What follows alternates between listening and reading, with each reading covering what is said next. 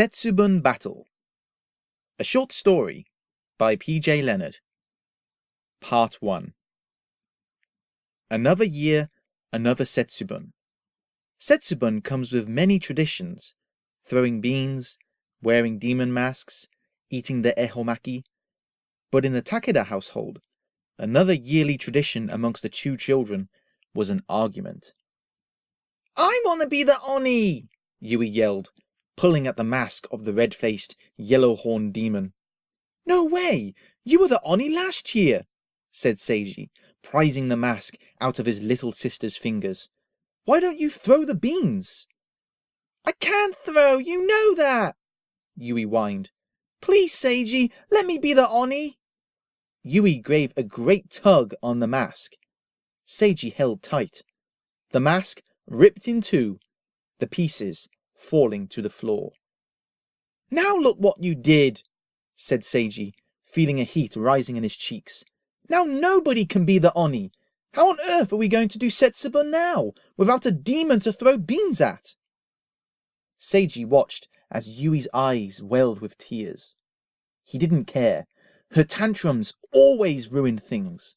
She had cried like a little baby at New Year's because she had to wake up early to see the sunrise. "Mom! Dad!" Seiji shouted. "Yui ripped the Oni mask!" "You ripped it as well," said Yui, pushing him in the arm, but Seiji ignored her. All that was left were the pack of dried beans and their ehomaki roll, and Seiji hated ehomaki. The fact that you had to stand facing one direction and eat the whole thing in silence to get good luck was just stupid, he thought. "Mom? Dad?" Seiji called again. He walked through the house. Silence. Where had they gone? They'd just gone to the kitchen. How could they disappear so suddenly? Even Yui had stopped crying, searching in the cupboards under the sink for their parents. Seiji opened the front door and immediately slammed it shut. He ran back into the living room and peeked through the curtains. The night was bright red, the street and the surrounding houses glowing in the light of what looked like a big red ring. In the middle of the ring was a deep darkness. "Yui, come and look at this," he called. Seiji felt his sister snuggle up close next to him as they both looked out of the window at the strange ring. It looked like some kind of hole or a door. A face peeked out of the darkness, and Yui let out a tiny scream before Seiji held a hand over her mouth. The face was as red as the ring, with a big jaw jutting out and two big teeth sticking up, nearly reaching its massive nose. Two yellow horns protruded from a mass of orange curly hair.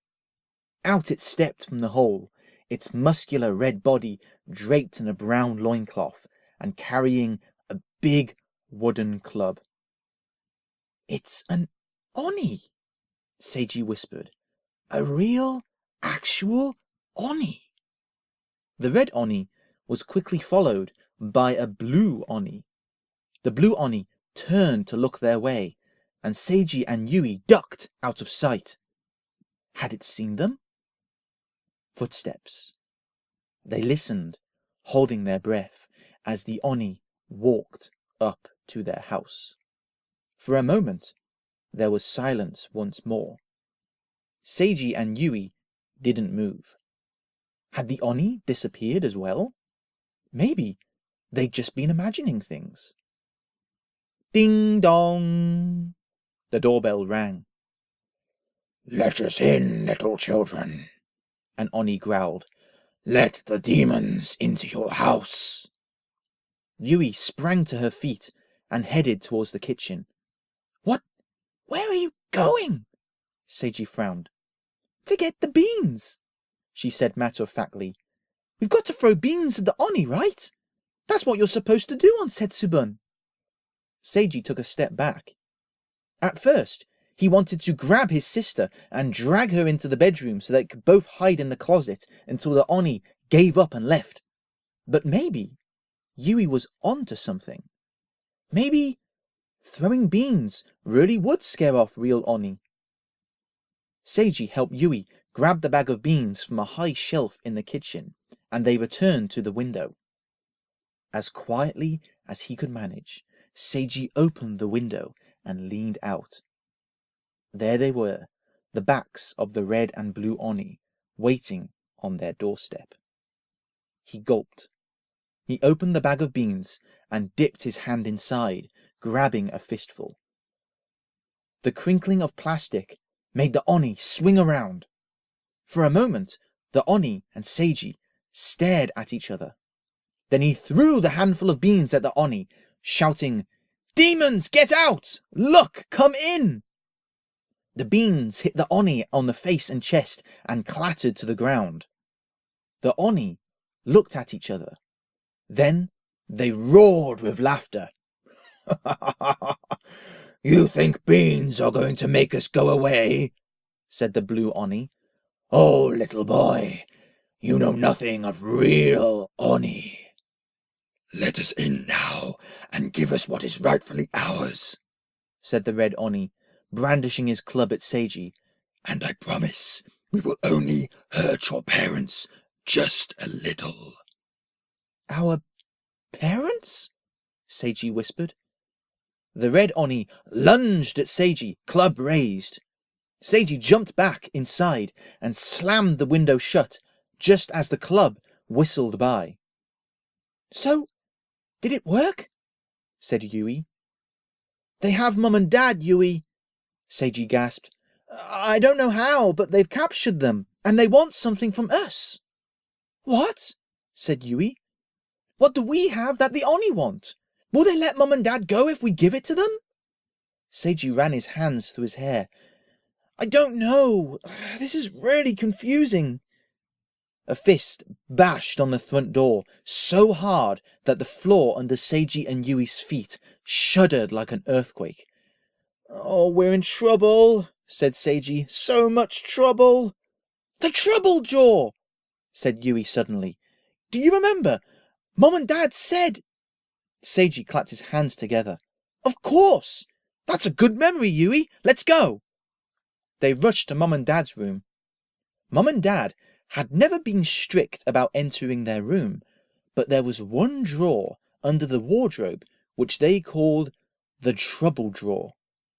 Never, ever open this drawer until you are both in big trouble, Mum and Dad would tell Seiji and Yui once every week. You will know when you need to open it. Neither of them had understood what that meant. Why would they need to open a drawer when they were in big trouble? But now it made perfect sense. They burst into the room and rushed over to the cupboard, then paused. What would they find inside? Another boom of a fist on the front door. Seiji placed his sweating hands on the cold metal of the handles and pulled it open. Inside was nearly empty, except for three things. A pair of pants that looked as though they were made out of tiger skin, a bag of beans in a plain paper bag, and a letter. Seiji scratched his head and opened the drawer underneath, wondering if he'd opened the wrong drawer. But the other drawer was just full of Dad's socks. No, this really was the trouble drawer. How was this going to help them in an emergency? Read the letter, Seiji, said Yui, handing him the paper. It was Mum's handwriting. It said, Dear Seiji and Yui, if you are reading this, then the time has finally come. The Oni have kidnapped us. A long time ago, before you were born, they came to our house for Setsubun every year. They would pull up the flowers in the garden, leave mud all over the floor, and scrape their long nails on the walls. Finally, one year, we stole from them the thing that gave them their power, that let them create a portal from their world to ours. Their tiger skin pants. The Oni were sucked back into the portal and it closed. We thought they would never come back. But recently, every Setsubun, while you were both playing with beans and your demon mask, your father and I could hear strange noises outside and a flickering red light. They were still trying to get to us, and we knew one day that they would succeed. And now they have. Well done for remembering about the trouble drawer. Here are the tiger skin pants we stole from them. Do not let them get it. If they do, the Oni King will break into this world, and Oni will be everywhere. Use these special beams on the Oni. Send them back into the portal. Father and I are fine. We will come back to you.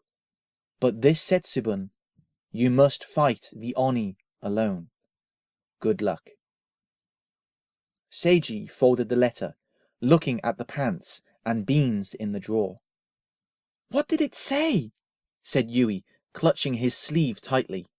What do we have to do? Boom! Something bigger than a fist struck the front door this time. It sounded like a club were being struck against it. We have to fight them, said Seiji, picking up the bag of beans. His legs trembled and his heart pounded, but he tried to be brave for his little sister. It looks like we're both going to have to fight the Oni this year, Yui. The door burst open, and the Oni charged into the house. End of part 1.